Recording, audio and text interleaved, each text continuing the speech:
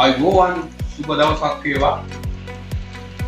ශ්‍රී ලාංකික සූපවේදී කලාව නව භාෂණ රැගෙන යන මේ අවස්ථාවේදී අපට විශේෂ දෙයක් හම්බ වුණා.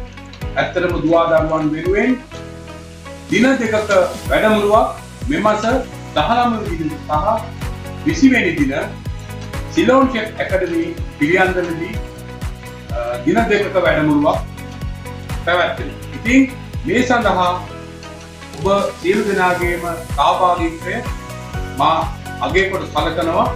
අනිවාර්යයෙන්ම මෙතනට පැමිණ එතනින් ලැබෙන දැනුම මා හිතන්නේ කිසිම තැනකින් ලබා ගන්න පුළුවන් කියලා.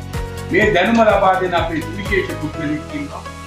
විධායක සූපවේදී දිනේෂ් මදු ෆොන්සේකා මැතිතුන් අතින් තමයි එදින වැඩසටහන සම්පූර්ණයෙන්ම මෙහෙයවෙන්නේ. ඉතින් මම සියලු දෙනාටම ආරාධනා කරනවා එදිනට සහභාගී වෙලා මෙම වැඩමුළුවට සම්බන්ධ වෙන්න කියලා.